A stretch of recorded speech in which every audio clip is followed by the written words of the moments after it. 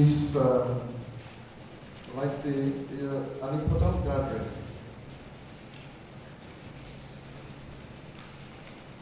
Before I begin, I want to observe all the protocols. I don't want to spend so much time on that. When one of our lecturers was giving a talk, talking about the soil, you can't talk about agribusiness without the soil. You can't talk about anything without the soil. The soil is business. When he said, we came from the soil and we return to the soil. We are very, very blessed in our country with the type of soils we have. Because Nigeria land is better than many countries outside the continent with soil. And that's why some countries are spending so much amount of money to condition the soil before they plant. We at the Dominican Centre for Human Resource Development, that's a big word, Dominican farms for short. We do a lot of soil conditioning and also soil management to be able to give out the best. It's interesting to know that we do not use, or we are against using chemicals and fertilizers in our farm. Why? I'll begin to say, if you have a land, a desert land, and you want to make that desert land to be productive, to plant all kinds of things in the desert land, what do you use? If you use fertilizer, you will get zero yield. Why? Because fertilizer is inorganic. And what does it do? It destroys the, I know, Prof, it's something new, but fertilizer somehow destroys the microorganism living in the soil. What microorganisms do in the soil, they help the soil to be compacted so that they will be able to retain water. But when you use some inorganic chemicals, what happens? It kills those things that compact the soil. And what happens? You will have soil prone to erosions. The solution to this is to use what we call organic compost. Organic compost is there is no waste in our system of farming. Why? Because we convert, we don't use the word waste, we call it byproducts. So that what you consider waste here is a byproduct or something else. So we call it regenerative agriculture. It's something that is relatively new in Nigeria.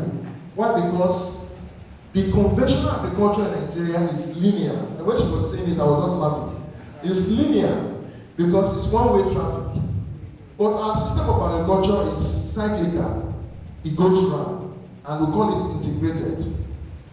I'm sorry, I have a slide that I wanted to show us some pages, but it happened that I didn't come with my laptop, but the flash, the computer here would not open the document. It should have made us understand what I'm saying. Now, there is a triangle here: crop production, animal husbandry, and aquaculture. Then in the middle is what we call bioenergy. That is how it is connected. They are all connected.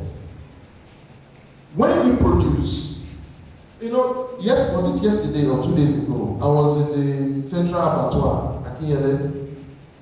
I do go there. I will beg the government to help us. We go there to buy sheep, cattle sheep. So sheep business is serious business. Sheep business is serious business. We go to buy sheep. I don't know why they should make it free for us, because it's supposed to be something that they waste. But I don't think the money goes to the coffers of the government. There are some people who do that. But since we need it, we have no option. We have to pay. So I'm begging the government to help us. If it's to tell them, Dominican farms should be allowed access, free access to get the sheep, help them to clean their area. Now, when we bring this thing, what do we do with it? We put them down. and we produce what we call compost. Compost takes 3 months for it to be mature. You know, I've been asking myself several times before I got the answer. Why is it that even if you leave your compound in the rainy season, you don't brush it, what will happen? There will be overgrowth of weeds. Why is it so? But when you plant corn and maize, they don't grow like that. Why? Because weeds have developed what we call specialized structure of roots. A particular weed will be here. It has had roots 30 centimeters beneath the ground to do what? Get more nutrients and so grow. But our crops do not have that kind of structure of roots. So what do you do with those weeds? You convert them to compost so that you now use that element, those things that make their weeds to grow fast, to apply to your crop. The only disadvantage of compost is that when you apply compost on the ground, both weeds and your plants will be feeding on it. So there is no control. So you still have to be doing manual weeding. Now, chemicals, weed crushers and all those things, sometimes we don't know the harmful effect they have. Sometimes they grow, the roots of our crops absorb these things, and they are residue. Even when you eat these things, you don't know that a certain percentage of these pesticides are entering your body. So the best way to go is what? Organic farming. And organic farming is the most difficult and expensive farming. Why? Because you spend a lot of time and energy to do that. But that's exactly what we do. This morning, before I came here, that's one of the reasons why I came a bit late. We are fixing compost, making those composts. All the workers, every person in the farm, you learn how to do this thing. So that when you go on your own farm, you know how to do this thing. We encourage people. Dominican Centre is a place where we train people through sponsorship and support from private and governmental agencies to help train youths so that they become productive. We don't have any business with poverty in Nigeria because our soil is very fertile. But what do we do? There are about 5 components to make agriculture sustainable. Sustainable means that it endures. Then regenerative, it can expand and grow. You pass it from one generation to another. How is it possible? There is what we call the principles. Agriculture in Nigeria, I'm sorry to say, largely is not progressive. Why? Because there is so much waste. Most of the time, people burn their weeds. After gathering the weed, they burn their weed. They pollute the environment.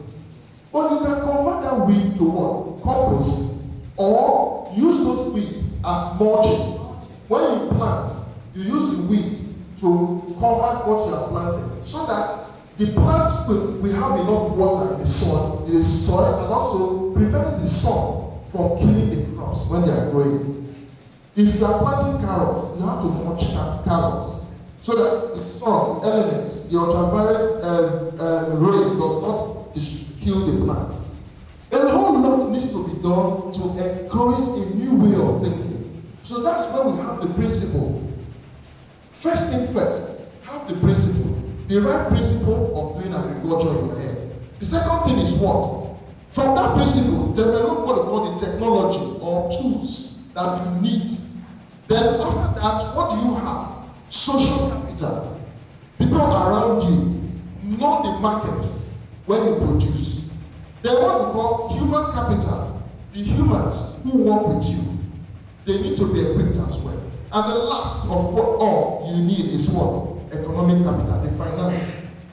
If you give someone who doesn't have the idea, 1 million or 10 million, without those ideas and principles, the money will be wasted. So what you need, the people need to be equipped first, the way of thinking. Now, how does this agriculture becomes integrated? 1, crop production. Crop, food is what we eat. How you produce them? When you finish, for example, maize, After harvesting your maize, what happens to the stem? You cut it out, you grind it, grate it, use it to feed your goats and sheep. It's very highly nutritious. Those things as fresh as they are, as you have harvested, you trim it so that you will not find it difficult eating those stuff. They eat the stem. Now, the animals, you harvest the waste of the animal, if it's goat or cattle. Then also, their urine. Let me tell you, urine is very, very nutritious to plants. If you use urine, if you don't have animal urine, you can use human urine, you can donate. So there is a farmer, my friend in Uganda, in his village, he pays people to bring their urine. So he pays what the amount they pay to, and we had so many tanks where we bring the jerrycan of their urine, they pour into the shipping tank. We have so many of them. And once it's filled, what you do, you leave it for 7 days. So that the urine turns to salt. Essential salt that the plants they need. So when you now use it, you use it to apply to your vegetables. I'm telling you, when you harvest your vegetable, people will be asking you, where did you grow this thing from? Because it's so fresh. Now, what I'm trying to say is that this urine is waste. You call it waste for plants, it's not for animals. But it's highly necessary for plant growth. Then also, the other aspect, aquaculture. Almost all the water waste in the farm or anywhere goes down to the fish pond. And what happens? It becomes maggots that the fish eats. And then excessive ammonia that is coming from the waste of the fish, you pump it back to what we call market garden. And in market garden, you use it to wet your vegetables and crops. So what happens? Everything goes down and there is no waste. And that's what we do at the Dominican Centre for Human Resource Development.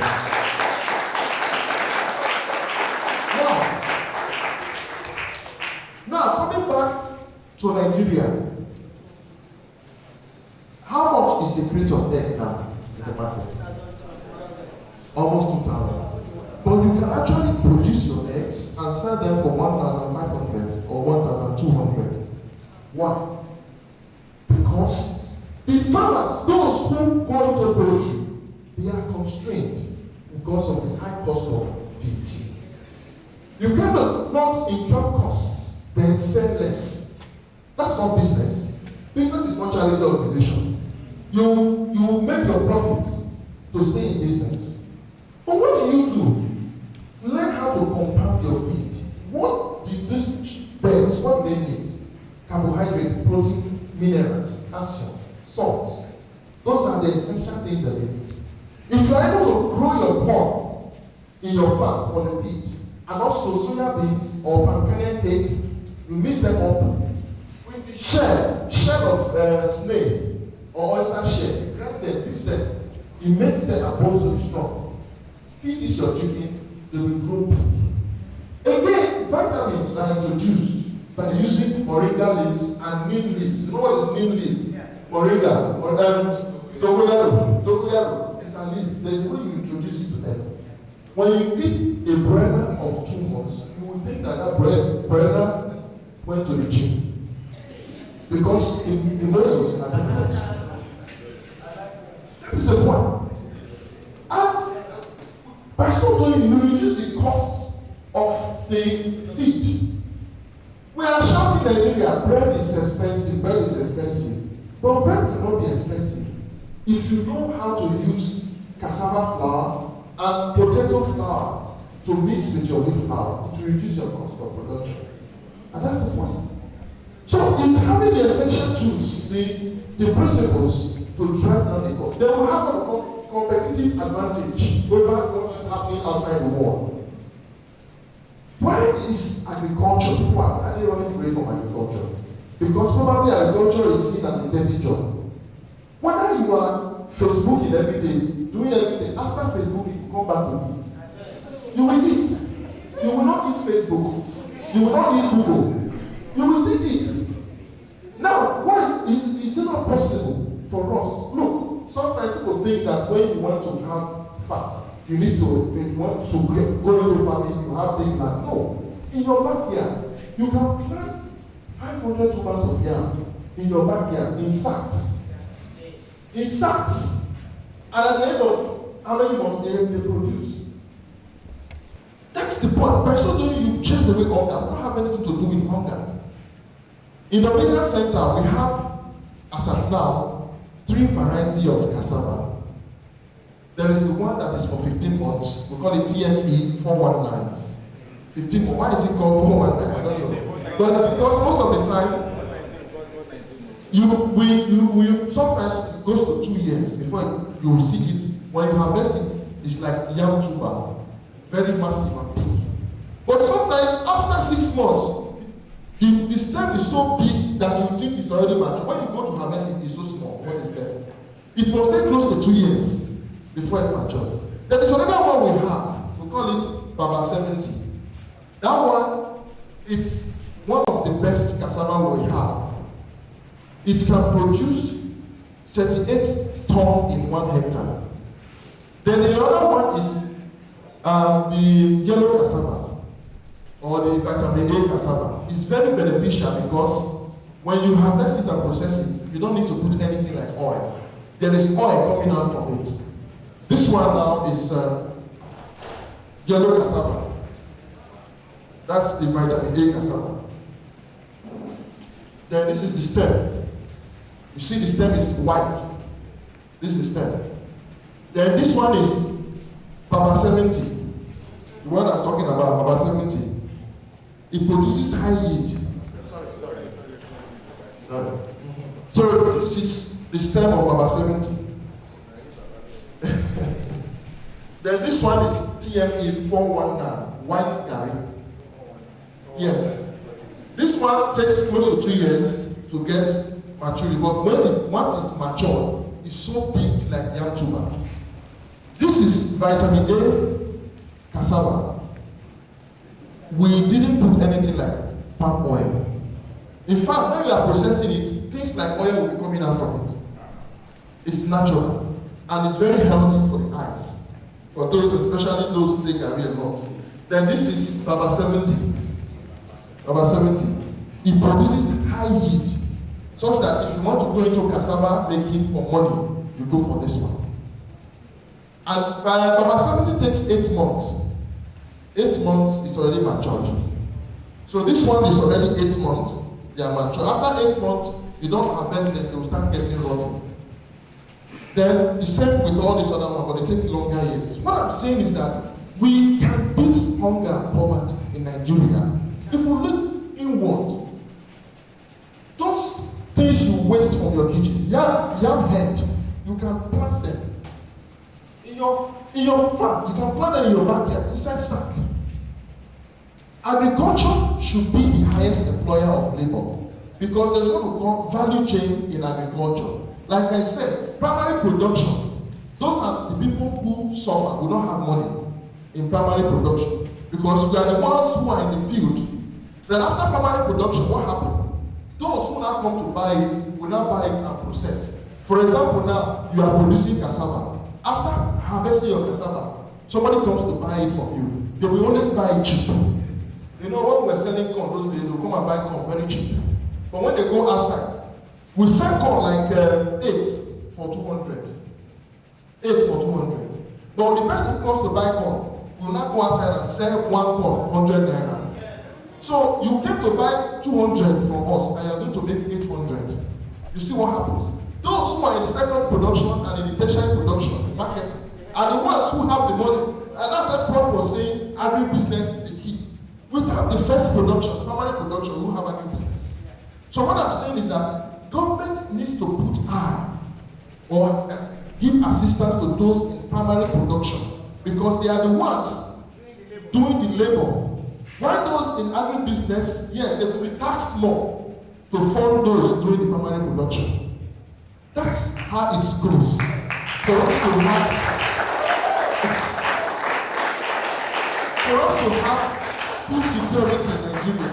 Because oftentimes, those of us in primary production will not have any means of support as we do in the farm.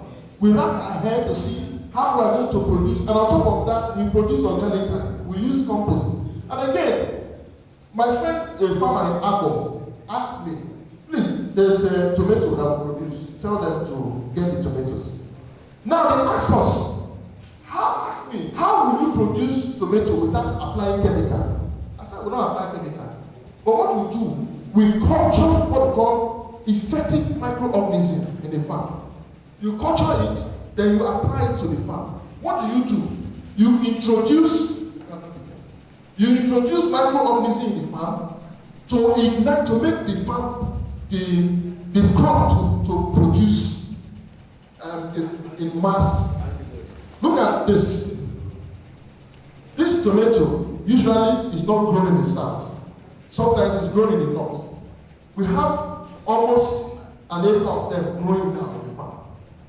Because you have to test the soil, apply compost, and you see what happens, the miracle that happens. Nature is a miraculous thing. So I'm telling you that even if our northern brothers decide not to supply tomato to us, our soil here in the south can grow it. It's a challenge. Recently, the federal government banned importation of rice. That's when we now realize that we can grow rice in Nigeria. And indeed, in our farm in Monia, it's that every good thing comes from Monia. It's from Monia and also. So in our farm in Monia, there's a place where we grow the Dominican rice, Faro 44 rice, specialty of rice, that we eat, that we sell in the market. You grow them. We don't use chemical. We do manual labor. That's why it's expensive for us. Chemical would have been easy to spray chemical, but in the long effect, what happens? So, my dear, this tomato, I don't know, my madam, I don't know whether they're going to sell it, but it is improved version of what we call platinum species of tomato. You can grow it in the back of your house, even in sack. If you grow, stake it, put road to tie it. You don't need to go to farm. The only thing you can go to the market to buy is salt. Salt, Maggi. Maybe if you don't have fish or meat. But the other things should be grown in your compound. It's like I mentioned, if you don't want to use fertilizer, your waste, your urine can make your tomato grow very well. Tomato don't need so much nutrients. Just the minimal nutrients. Lastly, I'm appealing again. No one should see farm as a dirty job. No one should see farm as a dirty job. The garri that you eat, the rice that you eat was planted. It didn't come from heaven. If those people who planted it decide not to plant, what happens to us? That is the problem. That is the essence of having sustainable, renewable agriculture in Nigeria. If we start gradually, what will happen? Nigeria will become, we won't have hunger in Nigeria. Poverty will go. When somebody is not hungry, if somebody is having something to do, what happens? It generates income. Like my elder brother said, our resources have depleted. Foreign exchange is gone because we rely too much on oil. What has happened to agriculture? Why is there no emphasis by the federal government for agriculture? In the northern part of Nigeria, the government gives them what we call some form of concession. They give them tractor, they give them fertilizers. They don't give to us in the south. Those of us in the agricultural field, we know that because we interact with farmers up north and south. They tell us that the government gives them tractor to work. But here in the south, what happens? We look for a way to do it. We go to higher tractor where we can have it. We don't have that concession. They give them fertilizer, but we don't need all those stuff. What I'm saying is that if two child, an American boy and an African boy, they are born today and they are 6 years old or 3 years old, put them in the same classroom, teach them the same thing, the African boy will come out first. Because when you give us equal opportunity, you will not know who is more brighter. When we are given equal opportunity in Nigeria, you will know that there will not be problem of food insecurity. We will have enough money to be able to, enough plant to eat, to consume, and also to sell to get foreign exchange. Lastly, during the tenure of former President Olusegun Obasanjo, there was a campaign that he went about using cassava flour for our bread. He was doing that. How many percent? About 10% they helped. And that helped a lot of farmers. Our eyes open. Nigeria exported worth of $2 billion of cassava to China. Because China, they are using cassava for their bread. But here in Nigeria, we must always want to use wheat bread. Look at what happened. The war in Russia and Ukraine is affecting the supply of wheat. Everything has gone. Why can't we think locally? Go back. Apply cassava flour or potato flour to our bread. The price will go down drastically. So I'm challenging the state government. They should see what they could do. Give the producers like us this opportunity. We will crash the price of bread in Oyo State. Yes, thank you.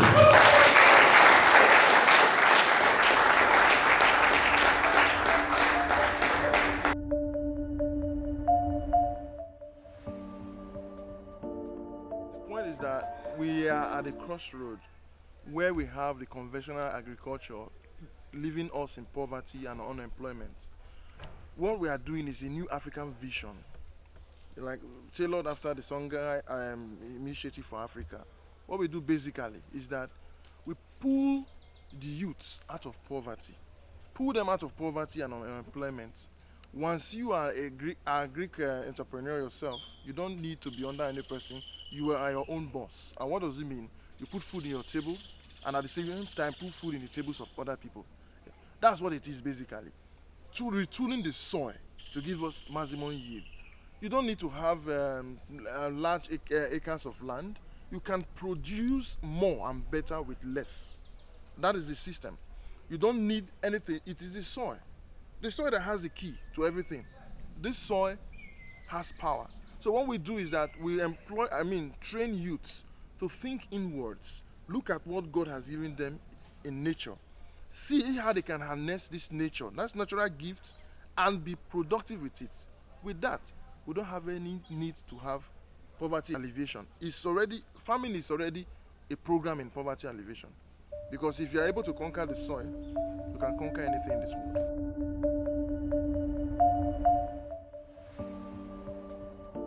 Yes, we have the capacity to train.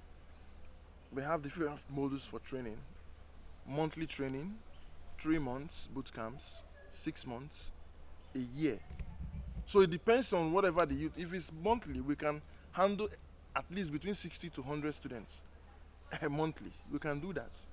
But again, it's not about the number of how many youth, it's the quality of training. We have a pedagogy that helps us a lot. A pedagogy that you don't learn by being a spectator, you learn by doing. It is only when you learn by doing you can actually go and do it in your own farm or whatever. And that's the idea.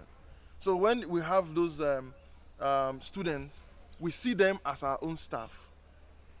It's not slavery, because they don't see themselves as part of this movement, they can't own it. So they have to first of all see themselves as part of the project of removing poverty and unemployment in Africa. That's when they can now put in themselves and become resourceful tomorrow.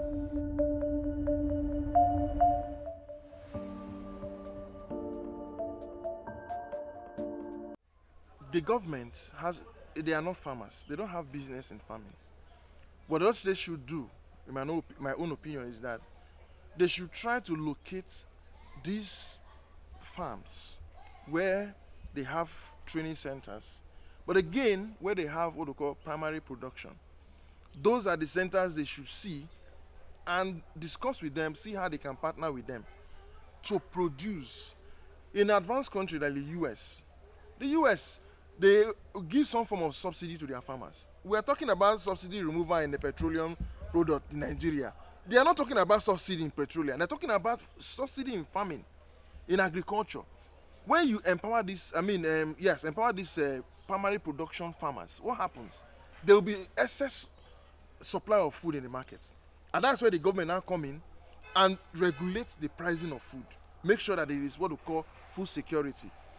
In your state, for example, if the governor, His Excellency Seyi Makinde, if he decide to go serious with farmers, what you do is simple. All those farmers who are involved in primary production should be empowered, given more to expand what? Their capacity. Their capacity and also the quality of their products. Because expansion of capacity should not be compromised. The quality of production should not be compromised at the altar of expansion of capacity. What that means, therefore, is that there will be more food and livestock now available in the market. Then, for the other agro value chain, those who are into tertiary production businesses, they will now leverage on that to have more to sell to the public, and that's the way you can guarantee food security. Because if the primary production farmers are not empowered, those who are now in the tertiary or secondary production of agriculture will not have the materials to work with, and there will be scarcity of food and commodities.